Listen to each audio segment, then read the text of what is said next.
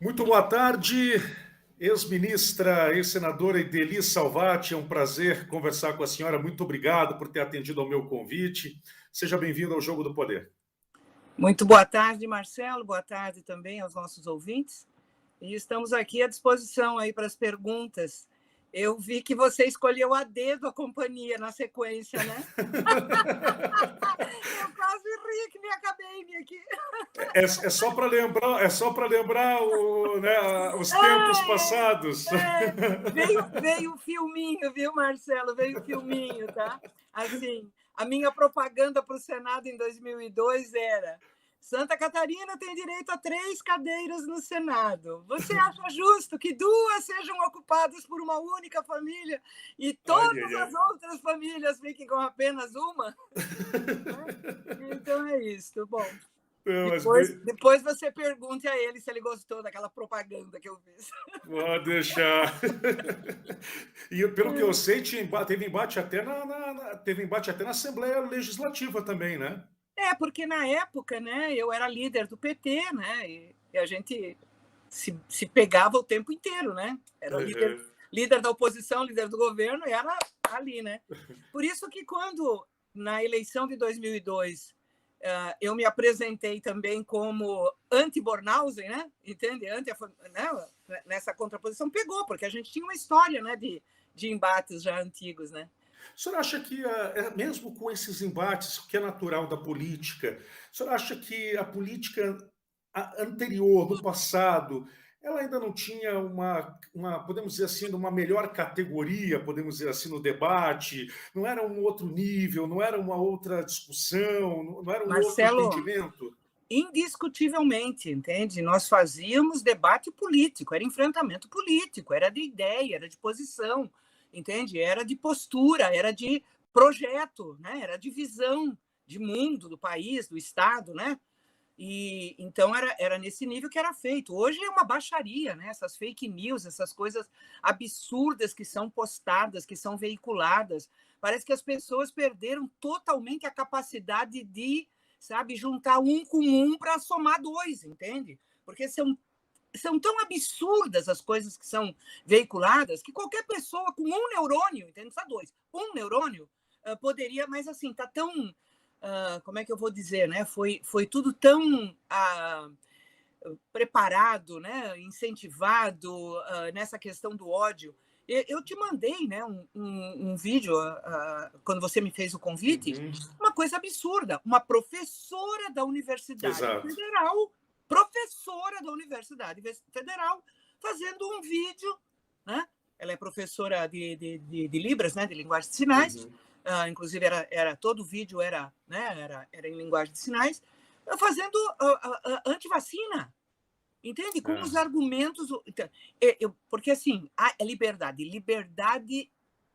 eu não quero nem dizer o que é, entende? Porque é o seguinte, tudo tem limite, inclusive a liberdade tem limite, porque nós vivemos em sociedade, não é cada um, ou seja, eu não tenho o direito de fazer alguma coisa que vai prejudicar o outro. Eu não tenho esse direito. Esse direito não existe. Eu não tenho a liberdade de prejudicar o outro, né? Então, e nem me venha com liberdade de cátedra também, entendeu? Porque tem limites. Eu sou professora, né? Sou licenciada em física. Ninguém tem o direito de fazer, entende, na sua aula, a defesa da Terra plana. Exato. Absolutamente mais do que provado que a Terra não é plana, né? A Terra é redonda. Perfeito. Então, sabe, as coisas assim da perda do limite, da perda do bom senso, né? Então, eu diria que fazer política hoje é uma coisa bem mais complexa, sabe? Eu acho até que precisa de mais estômago, entendeu?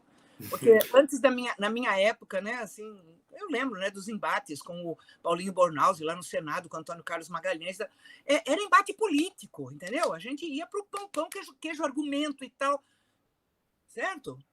Não tinha aquele ódio, né? Não, entende? Não era ódio, Era sim. debate, não era Debate de combate, ideias, não era combate, né? combate, né? Um querendo destruir, não era um querendo Não era para destruir o destruir o outro. outro, entende? Era para ganhar a posição, né? É. Ganhar a discussão, o encaminhamento, então.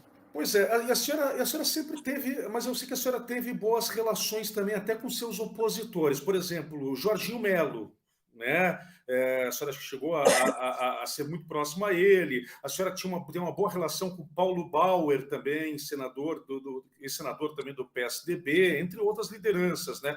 Esse é o retrato, por isso que esse é o retrato mais ou Ô menos do que nós estamos Marcelo, falando de antigamente, né? ô Antigamente Marcelo, não, não, de alguns anos atrás. não é só de antigamente, de alguns anos atrás. Tem gente assim, né? Ai, mas o Lula vai conversar com o Fernando Henrique, vai conversar com, entende? O Aloysio Nunes vai conversar com... Tem que conversar! Político que não conversa, entende? Não consegue implementar as coisas, então tem que conversar. Cada um com o seu ponto de vista, cada um com a sua posição, o que for possível, né?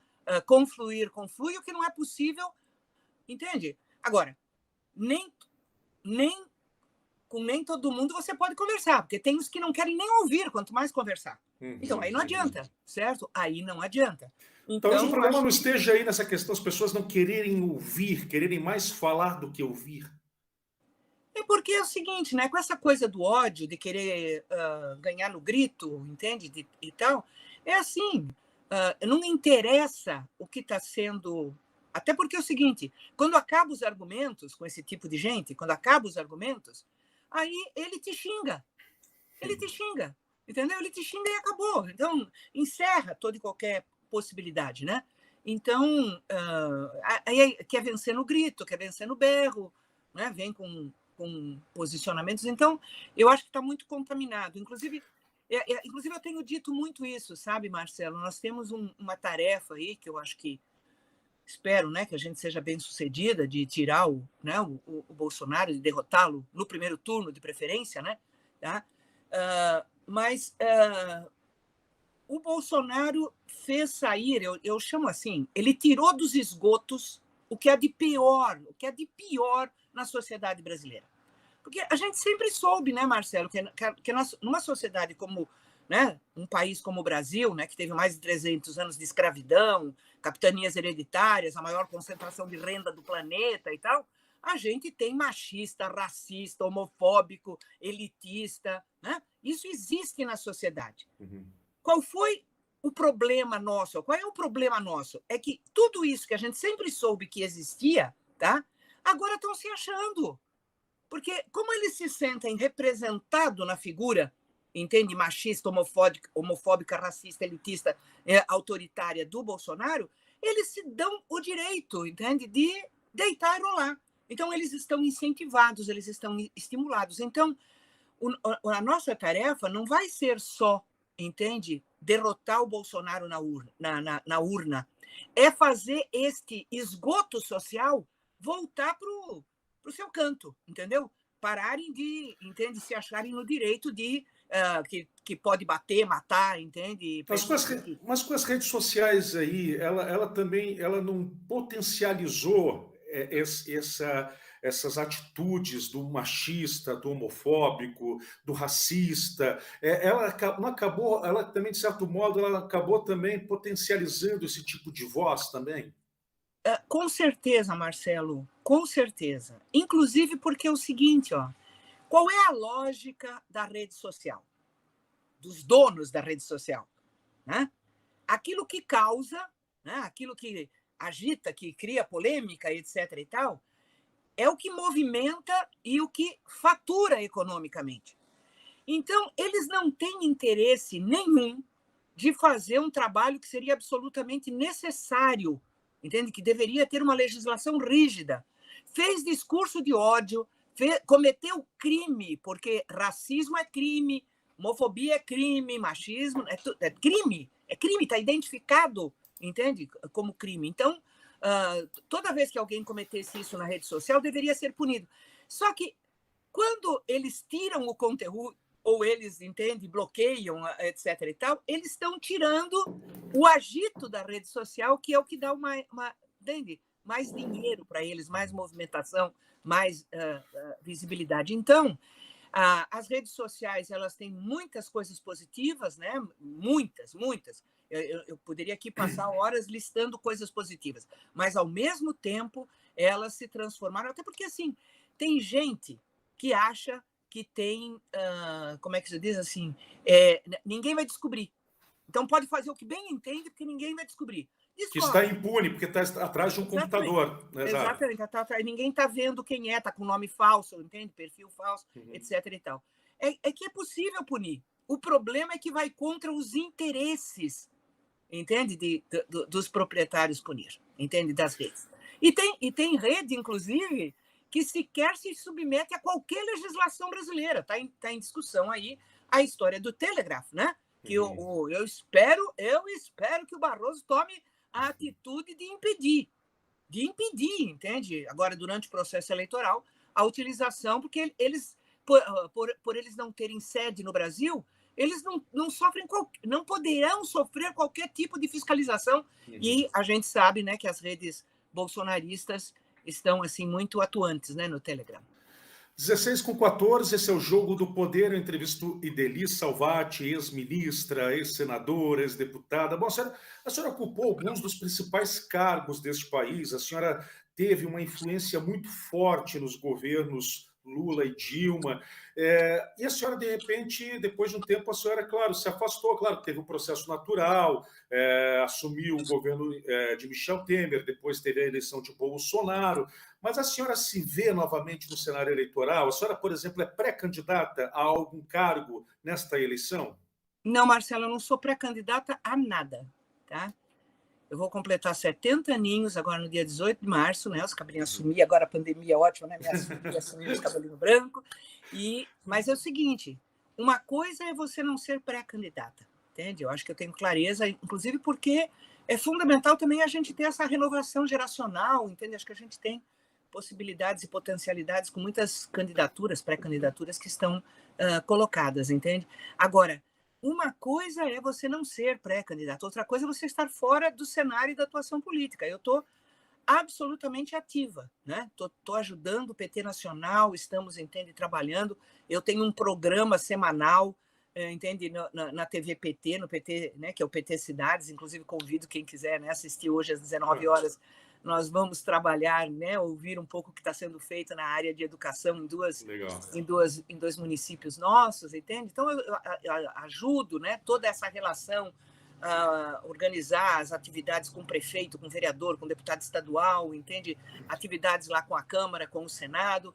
Então, eu tenho, até porque eu sou membro, né, do Diretório Nacional, então eu tenho um conjunto de tarefas de ajuda e tal. E aqui no Estado, eu estou, só para você ter uma ideia, hoje, eu espero que dê tudo certo, nós vamos recriar, entende, o PT de Santo Amaro da Imperatriz. Tá? Hoje vai ter a reunião lá para, né, fazer a comissão provisória. Então, eu estou na estrada, entendeu? Estou na estrada, a gente está fazendo organização partidária, debate, informação, preparação das pré-candidaturas, né? Eu estou coordenando aqui a micro da Grande Florianópolis, então a gente está bastante ativa, né? Atuando naquilo que eu vou dizer assim, naquilo que eu mais gosto, inclusive, né, Marcelo, que é o trabalho de militância, né? Pois é, mas a minha pergunta é justamente porque é por causa do seu nome, da sua história, é claro, também, mas também nas conversas que eu tenho nos bastidores com lideranças do seu partido, eu questiono, e Idely? E aí eles dizem, olha, não sabemos ainda, nunca é definitivo não. Né? Pode ser, pode acontecer. Ainda. Pois é. Então, mas a senhora descarta totalmente, então. Total. Sem condições. E como é que a senhora vê o cenário político catarinense e com essa possibilidade aí dessa grande aliança de esquerda em torno do nome até talvez de Dário Berger liderando aí um processo de esquerda, ou a senhora é contra isso? A senhora acha que o PT tem que ter a cabeça aqui de chapa aqui em Santa Catarina, talvez com Décio Lima, enfim. Como é que a senhora analisa esse cenário e o que a senhora acha que seria o melhor? Olha, Marcelo, eu participei ativamente, né? Tivemos uma experiência muito positiva em Florianópolis, né? Nós fizemos a frente, né? Foi uma frente bastante ampla, deu bastante trabalho, entende? Para botar todo mundo alinhadinho, né? montar, inclusive, a chapa, né, que acabou ficando o professor Elson, né, na cabeça, o professor Lino na vice. Então, a gente trabalhou bem e foi uma boa experiência. Foi né, uma pena, né, que... e aí eu vou até dizer assim, né, se a Ângela não tivesse ido tão mal, né, ela ficou bem atrás, né, de tudo, talvez a gente tivesse tido o segundo turno, né, em Florianópolis a gente estaria no segundo turno. Então, essa experiência de Floripa foi interessante e ela é inspiradora de todas as conversas. Eu estou participando, inclusive, dessas conversas, né, com os partidos e tal, acompanhando o Décio quando possível aí. E agora, é claro o seguinte, né, é uma perspectiva que está se consolidando e os nomes vão estar sendo colocados, porque, assim, as pessoas acham que é líquido e certo. Não tem nada líquido e certo na política, porque estão falando, né? O Dário virá para o PSB e aí, então, meio que vai ficar quase que impossível dele não ser o candidato a governador dessa frente.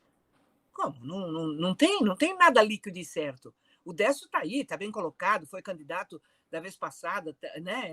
É um dos principais articuladores desse trabalho, dessa política. E tem uma coisa, né? Uma coisa é o Dário Berger na estrutura grande do MDB. Outra coisa é o senhor Dário Berger numa estrutura de partido que está se reorganizando, né? Como o PSB. Então, tudo isso vai ser colocado na balança, né? Vai ser debatido. Tá? Então, eu acho que a gente tem uma boa perspectiva, tem uma boa potencialidade de fechar a frente, mas as candidaturas vão ser discutidas ali na unha, né? Mas o PT, para conseguir o apoio, por exemplo, do PSB, eu tenho visto muitas discussões, principalmente em alguns estados a questão está pacificada, por exemplo, Bahia, Jacques Wagner vai ter o apoio do PSB, o Espírito Santo ali, acredita-se que o PT não vai entrar ali, ali no cenário ali, porque o governador Casagrande ali, ele tem ali um certo domínio ali do cenário. No Rio de Janeiro vai ter o apoio ao Freixo. Enfim, só em São Paulo tem tem uma discussão muito forte, né? O PT quer Fernando Haddad, o PSB quer Márcio França, é uma discussão bem difícil, por sinal. E aqui em Santa Catarina tem essa discussão também. Mas para fortalecer o palanque do Lula, vale a pena abrir mão da cabeça ou não? Tudo isso vai estar em discussão, entende? Tudo isso vai estar em discussão. O palanque, a candidatura, porque também não adianta você ter um palanque também no Estado com uma candidatura que tenha menos viabilidade, né? Certo? Porque, por exemplo, toda a discussão lá em São Paulo, entende? Porque o PSB quer, porque quer, mas quem está liderando as pesquisas em São Paulo, entende? Com bastante vantagem, inclusive, à frente do Márcio França, é o Haddad.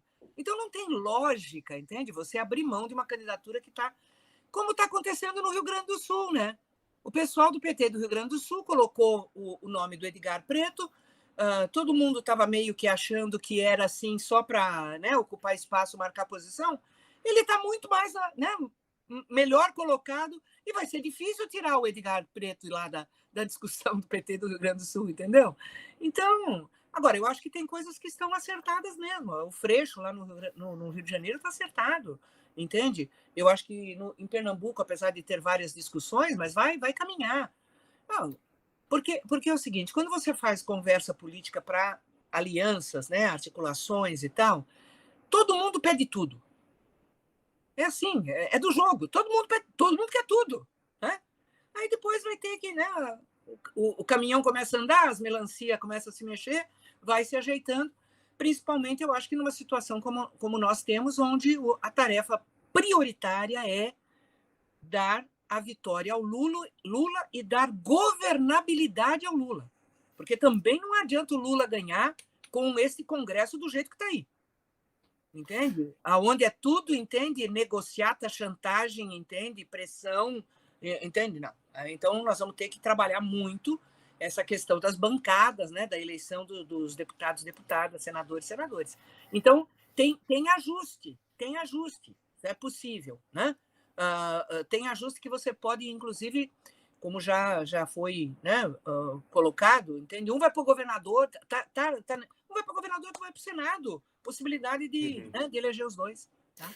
16 horas e 22 minutos, você acompanha aqui no Jogo do Poder na Rádio Jovem Pan News Florianópolis 103,3 FM, Rádio Jovem Pan News Criciúma 101,5 FM, aqui o Jogo do Poder também através da Panflix e do perfil Jovem Pan Floripa. Eu entrevisto hoje a ex-ministra e senadora Ideli Salvati, do Partido dos Trabalhadores. No segundo bloco, eu vou entrevistar Paulinho Bornhausen, ex-deputado federal. Bom, cenário nacional, né? Como é que a senhora está vendo esse desenho do cenário nacional? E é importante dizer, o Lula ele vem de todo aquele processo de mensalão, de petrolão, teve essa revisão agora por uma questão de rito processual, mas ainda não houve aquela decisão, é inocente ou não é. Mas, enfim, há toda essa discussão. E, por outro lado, nós temos também um governo que não se acerta. Né? O governo Bolsonaro, e aí que é questionado pela questão das vacinas, pela condução da economia. Ou seja, como é que vai ser esse debate, o nível desse debate, na sua opinião, né? Nesse pleito que se aproxima?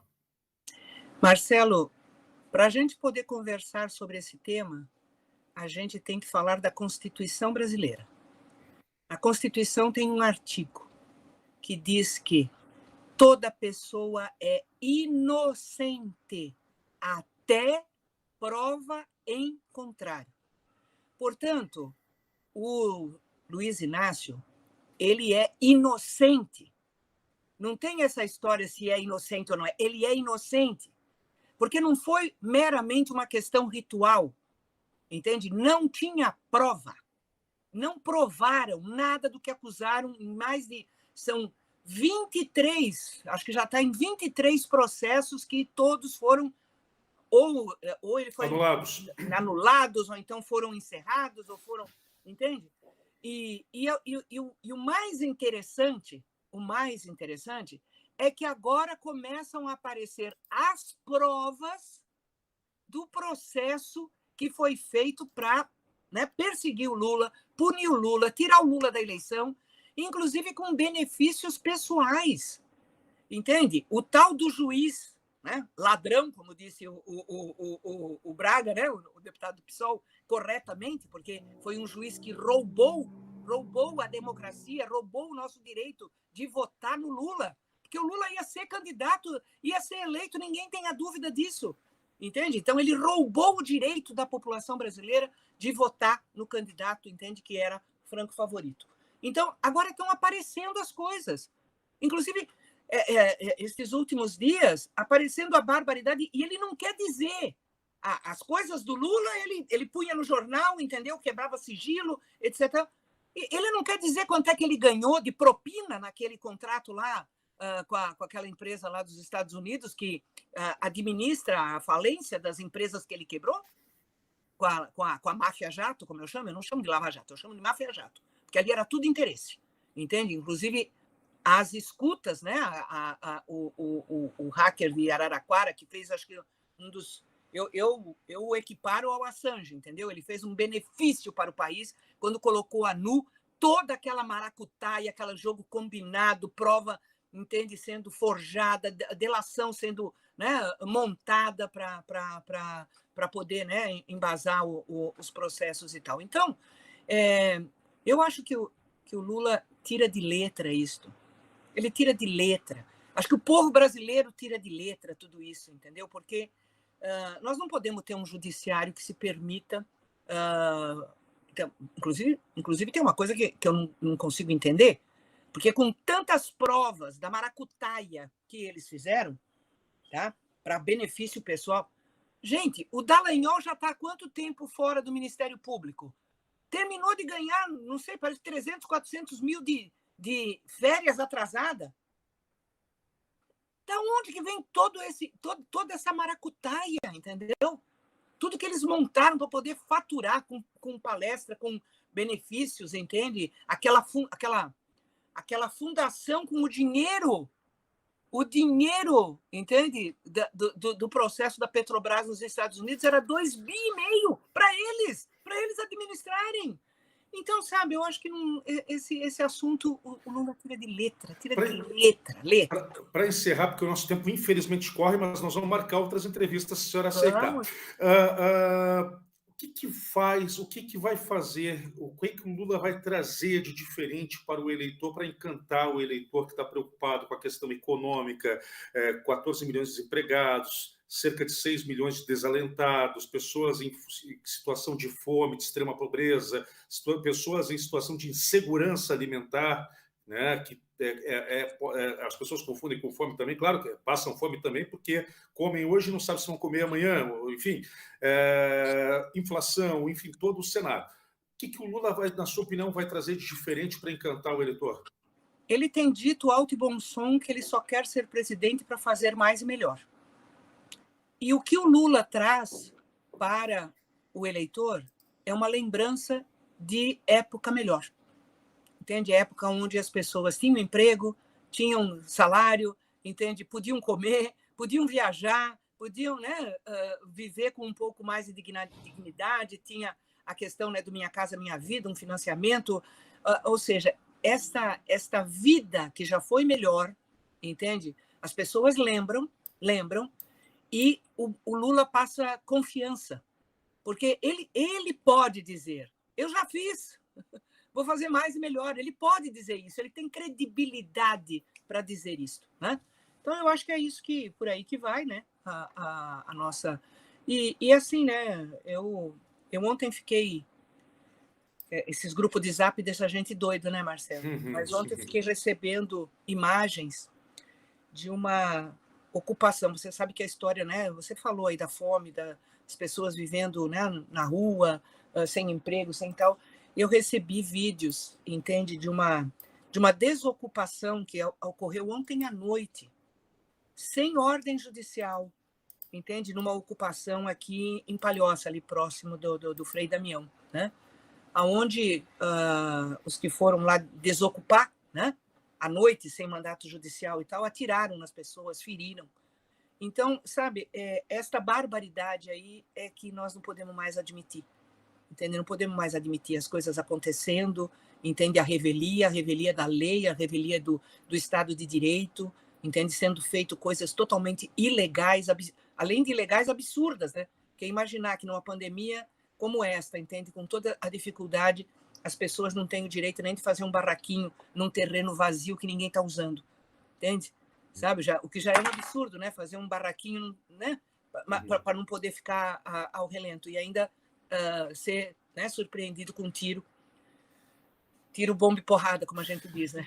É verdade, infelizmente. Bom, 16 horas e 30 minutos, quero agradecer a sua participação aqui, Deli Salvati, ex-ministra e senadora, obrigado por ter participado aqui do Jogo do Poder, e é claro que vai ser convidada aí para, espero que aceite em outras oportunidades voltarmos a conversar, tá bem? Uma boa tarde para a senhora. Voltaremos, Marcelo, boa tarde, obrigada. Obrigado, tudo de bom. E olha, se vacinem, hein? E se vacinem, entre nessa conversa, porque aquele que mais falava contra a vacina morreu. Né? Olavo de Carvalho morreu de Covid, porque não se vacinou. Né? Pois é. Então, agora está provado. Muito obrigado pela atenção. Outro, tudo de bom para a senhora, tá bom? 16h31 em falar em vacina, hoje eu tomei a minha terceira dose, estou comemorando isso. Muito obrigado. Bom, é isso, 16h31, entrevistei Deli Salvati, ex-ministra e senadora, uma das principais lideranças do Partido dos Trabalhadores, aqui no Jogo do Poder. Nós vamos ao intervalo.